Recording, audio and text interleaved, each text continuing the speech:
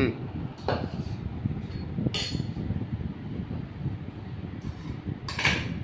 Hi friends, நம்ம வீட்டில் இன்னைக்கு சுட சுட சூப்பரான லஞ்சு தான். சுட சுட சாதம், முருங்கைக்காய் சூப்பரான முருங்கைக்காய் போட்டு சாம்பார். எனக்கு முருங்கைக்காய் வந்து சீசனுக்கு தான் நம்ம சாப்பிட முடியாது. அதனால முருங்கைக்காய் சாம்பார் வெள்ளிக்கிழமைனாலே நம்ம வீட்டில் சாம்பார் தான். கீரை பாருங்க, சூப்பரான கீரை, நம்ம வீட்டில் பறிச்ச கீரை. அப்புறம் பார்த்தீங்கன்னா இது பருப்பு ரசம்.